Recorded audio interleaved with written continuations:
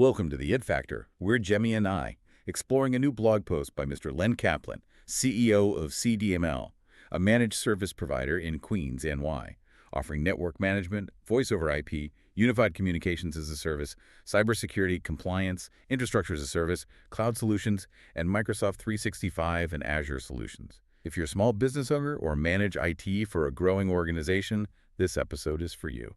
So, if you can imagine walking into your office break room, right, one morning, and you just find a complete stranger in a suit. Oh, wow. Yeah, and they aren't like stealing the coffee machine or smashing the windows. They were just sitting quietly at a table, meticulously reading through your company's physical mail. That is terrifying. Right. Taking detailed notes on your vendor invoices, studying the way your employees speak to one another. You would probably call the police immediately. Oh, absolutely. But, when that exact same scenario plays out in our digital environments, we don't call anyone. No, we really don't. We usually just sort of roll our eyes, assume our computer's glitching out, hit the delete key, and go back to our morning coffee. Yeah, exactly. So today, our mission is to look at Len Kaplan's recent article, When Spam is Really a Security Breach, Why Fast Reporting Matters. We are breaking down the mechanics of why ignoring strained email behavior is actually giving an attacker the one thing they need most. Which is time. Time to completely dismantle a business. Right. And it's a dangerous assumption to think, oh, it's just a spam problem. It's an incredibly effective psychological trap, honestly, because it's based on our daily reality. I mean, as professionals, we process hundreds of digital decisions every single hour. Oh, yeah. The cognitive load is massive. Exactly. So we're totally conditioned to treat spam and junk mail as, well, background noise. If an employee launched a full-scale investigation every time they got a weird promotional email, the business would just grind to a halt. Right. You'd never get any work done. Yeah. And attackers, they understand this. They actively camouflage their movements to look like that everyday background noise. Which brings us to a real-world scenario Len Kaplan shared about a CDML client. It illustrates this perfectly.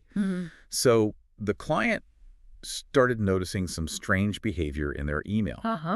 But because of that cognitive load we just talked about, they categorized it as an annoying spam issue. It just didn't cross their mind that it was an emergency. Right. They didn't call their IT team. Nope. They delayed reporting it for several days. And during those days, the situation was compounding in the background. By the time CDML was finally brought in, the reality was stark. The client's actual primary email account was fully compromised. Wow. So they weren't just bouncing junk mail off an external server? No, they were actively operating inside the account. And using it to send highly suspicious messages out to the client's real vendors, their real clients, actual professional contacts. Which leads to those incredibly awkward phone calls. Like a vendor reaches out to say, hey, did you really just send me this bizarre file attachment? That's the worst. Yeah. It's like treating a compromised email like a drafty window, when it's actually a burglar sitting inside your house. That is a brilliant analogy. A hacked email isn't an inconvenience or a spam issue. It is an active security incident, period. So to understand the severity of that burglar being in the house, we have to look at what they're actually doing during that delay. Right. The anatomy of business email compromise, or BEC. Because the outdated assumption is that a hacker logs in and immediately blasts out thousands of junk emails. Like ads for cheap pharmaceuticals or whatever. Exactly. But modern cybercriminals, they operate with much more sophistication. When they get access to a mailbox, they often go completely silent. Wait, really? If they aren't sending out obvious spam, they're just sitting in the inbox. Yeah, doing silent reconnaissance. They map the entire financial ecosystem of the business. So they read your private conversations and study your vendor relationships. Oh, absolutely. They download the global address list. They study how you speak to your accountant. They note who approves payments. They are hunting for invoices and sensitive data. But if they're sitting in my inbox doing this, wouldn't I see the replies? Like if they email my vendor from my account, the vendor's reply would pop up on my screen, right? Not if they implement hidden forwarding rules. Oh. Yeah, once the attacker is in, they configure the settings so that any incoming email containing the word invoice completely bypasses the main inbox. It gets automatically forwarded to an external email address controlled by the hacker. Wow, so it's like a rogue postal worker intercepting your mail at the sorting facility. Exactly. They grab only the utility bills, replace them with forged ones, and you just never see the original mail arrive. And because the rest of your everyday mail gets delivered fine, you assume everything is totally normal. They use your legitimate account, your real signature, to message contacts who already trust you. Because it perfectly mimics reality. Right. It completely bypasses the recipient's natural skepticism, which is why giving the attacker hours or days to operate is so catastrophic. Okay, I want to pause real quick. If you were finding this breakdown of email compromise helpful, please click the thumbs up button. It really helps us gauge what topics deliver the most practical value to you. Definitely. So because these attackers are doing targeted reconnaissance, the clock is ticking from the second they get in. Right, so what is the tangible difference for a small business between reporting an issue in 5 minutes versus waiting 5 days? What happens in a fast response? Well, in a fast response, the primary goal is containment. An IT team can instantly lock down the account. They revoke all active sessions, which basically severs the hacker's connection and kicks them out. That's huge.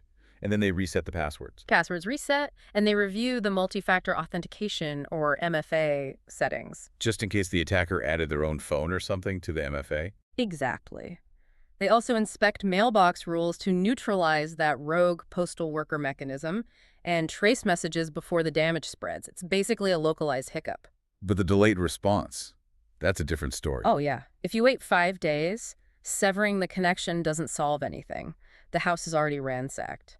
Now you're looking at a massive forensic cleanup. Which means checking what data was stolen, warning clients, pulling days of sign-in logs. It requires extensive documentation for cyber insurance, legal counsel, and compliance purposes. It's incredibly resource-intensive. It really sounds like the difference between using a fire extinguisher on a small kitchen flare-up, versus having to rebuild the whole house and call your insurance agent. That's exactly what it is. And we have some sobering stats to back that up. Len Kaplan's article cites the UK government cybersecurity breaches survey via the Register. What's the scale we were looking at there? Last year, 43% of businesses and 28% of charities reported a cyber incident. 43%. Almost half of all businesses. Yeah. And phishing was involved in about 85% of those. Email is the absolute primary battleground. It is the most common way organizations get breached. Making fast reporting your ultimate fire extinguisher. Precisely. So knowing how common this is, how do business owners empower their teams to spot the smoke before the fire spreads? You have to know the specific warning signs. Employees must immediately report things like unexpected login alerts. Like an alert from a city you don't live in. Right. Or MFA prompts they didn't initiate. Oh, the prompt fatigue thing. Like if it's 2 a.m. and your phone keeps buzzing with authentication requests. Yeah, your exhausted instinct is to just hit approve to go back to sleep. But if you aren't the one logging in, hitting approve is literally opening the front door for the attacker. They just walk right in. Exactly. Other signs include unknown messages in your sent items folder, missing emails, strange mailbox behavior, or unrequested password resets. Okay, but as a busy manager or a business owner, I don't have time to police everyone's inbox. Will my team be penalized if they report something that turns out to be nothing? That is such a common concern, but no. Emphatically no. Reporting a false alarm is never a problem. Ignoring a real incident is what ruins companies. So a false alarm is actually a good thing. It means your culture of reporting is working. CDML goes beyond just setting up the technology, like your Microsoft 365 configuration or your endpoint detection and response. EDR, right. The tool that looks for malicious behavior on the laptop itself. Right.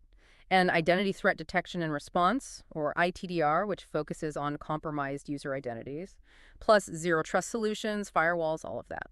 But beyond the tech, CDML helps build that crucial culture of reporting. Because the tech is essential, but fast human reporting is what turns a crisis into a manageable event. Exactly. It's an ongoing process. Which is a perfect time to remind you that educating your team is an ongoing process too.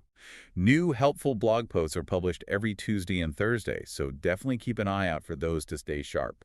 Education is absolutely vital. So to wrap this deep dive up, I want to leave you with a specific, actionable thought experiment. Think about your own sent folder right now. Oh, man. Yeah, when was the last time you actually scrolled through it to look for things you didn't send? It is such an uncomfortable thing to think about, but it is so necessary. What leverage are you just leaving lying around in your inbox? Exactly. Don't wait for a suspicious login prompt to find out how resilient your setup is. Take the next step. Visit CDML.com to review your email security, strengthen your Microsoft 365 environment, and subscribe to the blog. We're Jemmy and Nye. Thanks for listening. Till next time.